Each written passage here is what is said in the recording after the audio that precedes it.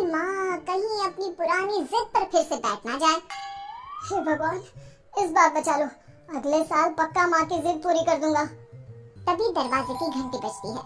नरेश दरवाजा खोलता है तो सामने अपने मकान मालिक को देखकर हैरान हो जाता है, क्योंकि उनके साथ एक सुंदर सी लड़की भी थी।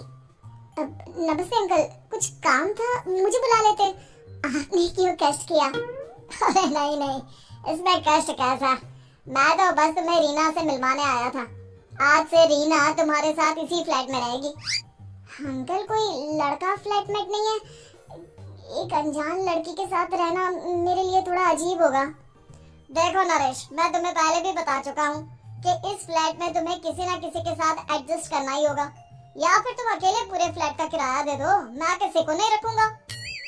नरेश अपने मकान मालिक की बात सुन के रीना के साथ रहने के लिए तैयार हो जाता है, पर अंदर ही अंदर उसे ये बात खाने लगती है कि वो अपनी माँ को क्या जवाब देगा जब उसकी माँ रीना के बारे में उसे पूछेगी। दिन बीतने लगते हैं। नरेश और रीना अच्छे दोस्त भी बन जाते हैं, पर अभी भी नरेश अपनी प्रॉब्लम का सलूशन नहीं ढूंढ पाता। एक दिन नरेश बहुत परेशान सा बैठा होता है, तभी रीना उसे पूछती है, क्या हुआ नरेश, तुम काफी परेशान लग रहे हो, सब ठीक तो है ना? हाँ सब ठीक है, बस एक छोटी सी प्रॉब्लम है। वो एक्चुअली 2 दिन बाद मेरी माँ मुझसे मिलने आ रही है। अरे तो इसमें प्रॉब्लम क्या है, ये तो खुशी की बात है। हाँ रीना, बट मेरी माँ एक जिद लेकर बैठ गई है कि मैं शादी कर लूं, पर मैं अभी इस चीज के लिए तैयार नहीं हूँ। ऊपर से जब वो तुम्हें देखेगी तो 100 सवाल करेगी, क्या जवाब दूंगा? अरे इसमें कोई टेंशन वाली बात नहीं है, मेरे पास ना इस प्रॉब्लम का सलूशन है, जिससे ना तुम्हें शादी करनी पड़ेगी और ना ही तुम्हारी माँ मेरे बारे में कुछ पूछेंगी। रीना की बात सुनकर नरेश सोच में डूब जाता है। वो सोचता है कि रीना खुले ख्यालों वाली लड़की है, कहीं माँ को सच बता ना दे। नरेश को सोच में डूबा देखकर रीना कहती है, अरे क्या हुआ, किस सोच में पड़ गए? डोंट वरी, जैसा तुम सोच रहे हो ना वैसे कुछ भी नहीं है, मेरे पास एक प्लान है। मैं कुछ समझ नहीं पा रहा हूँ, कैसा प्लान? मैं समझाती हूँ। हम ना एक कॉन्ट्रैक्ट मैरिज कर लेते हैं। फिलहाल मेरे पास जॉब नहीं है, तो तुम इस रूम का किराया दे देना जब तक तुम्हारी माँ यहाँ रहेंगी, सिर्फ तब तक। और तुम अपनी माँ से कह देना कि मैं तुम्हारी पत्नी हूँ, इससे वो मेरे यहाँ रहने पर कोई सवाल भी नहीं करेंगी। अरे बात तुम्हारी ठीक है, पर माँ से झूठ बोलना, ना ना पापा, मैं ये रिस्क नहीं ले सकता, कोई और आइडिया दो ना तुम। देखो मंजूर हो तो बोलो, वरना सच बता दो, मुझे कोई प्रॉब्लम नहीं है। रीना की बात सुनकर नरेश सोच में डूब जाता है।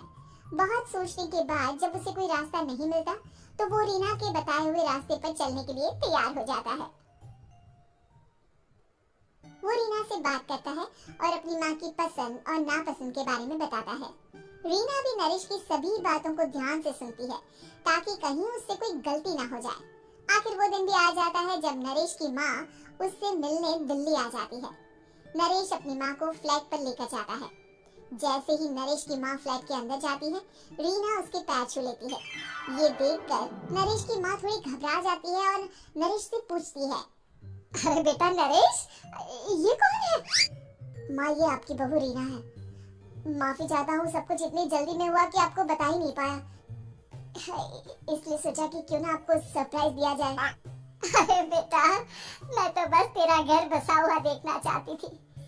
हाँ, बहुत अरमान थे अपने इकलौते बेटे की शादी को लेकर, लेकिन कोई बात नहीं, शायद किस्मत को यही मंजूर होगा। ये कहते ही नरेश की माँ रीना को गले लगा लेती है। रीना बेटिया, मेरा बेटा ना थोड़ा नादान है, पर तुम काफी समझदार लगती हो और मैं जानती हूँ कि तुम इसका बहुत अच्छे से ध्यान रखोगी। माँ, आप चिंता मत कीजिए, मैं सब संभालूंगी। नरेश की माँ अपने बहू और बेटे के साथ खुशी खुशी रहने लगती है। दिन बीतने लगते हैं। नरेश की माँ और रीना का रिश्ता बहुत मजबूत होता चला जाता है। वो दोनों सारा दिन एक साथ रहती और खूब बातें करती। इधर साथ रहते रहते नरेश और रीना भी एक दूसरे से प्यार करने लगते हैं। दोनों को इस बात का एहसास हो जाता है, फिर भी वो इस बात को छुपा कर ही रखते हैं।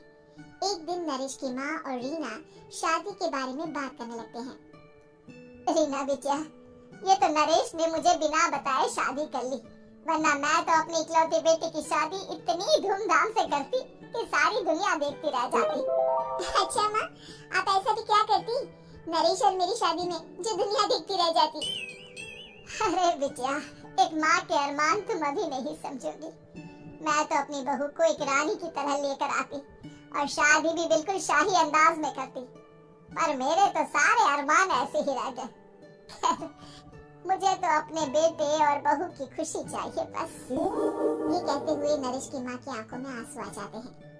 रीना भी ये सुनकर ख्यालों में खो जाती है, क्योंकि वो भी मन ही मन खुद को नरेश की पत्नी और उसकी माँ की बहू मानने लगी थी। शाम को जब नरेश ऑफिस से घर आता है तो रीना खुद को रोक नहीं पाती और नरेश के सामने उसकी माँ को अपने और नरेश के रिश्ते का सारा सच बता देती है। रीना की बात सुनकर नरेश की माँ दोनों से बहुत नाराज हो जाती है और घर वापस जाने की बात करने लगती है। तुम दोनों ने मुझसे सच छुपाकर बहुत ठेस पहुंचाई है मुझे। अब तुम लोगों के साथ नहीं रहना चाहती मैं, कल ही वापस चली जाऊंगी अपने घर। माँ मुझे माफ कर दो, ये सब मैंने रीना के कहने पर ही किया है, वरना मैं भी आपको कभी ठेस पहुंचाने के बारे में सोच भी नहीं सकता।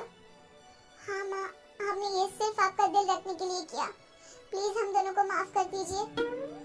तुम दोनों ने मेरे अरमानों के साथ खिलवाड़ किया है और वैसे भी मुझे अपने बेटे के लिए एक अच्छी लड़की ढूंढनी है, इसलिए मेरा यहाँ से जाना ही बेहतर होगा।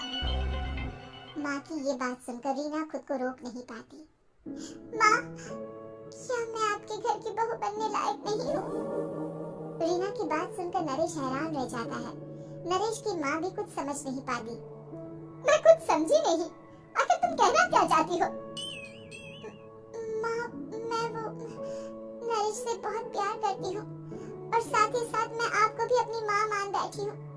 आज जब आपकी बातें सुनी तो खुद को रोक नहीं पाई, इसलिए सारा सच आपको बता दिया।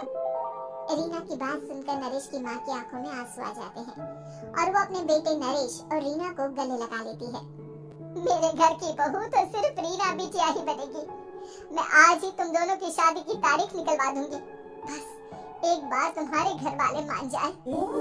उसी दिन रीना के माता पिता भी उनके फ्लैट पर आ जाते हैं। दोनों परिवार आपस में बैठकर बातें करते हैं और शादी के लिए राजी हो जाते हैं।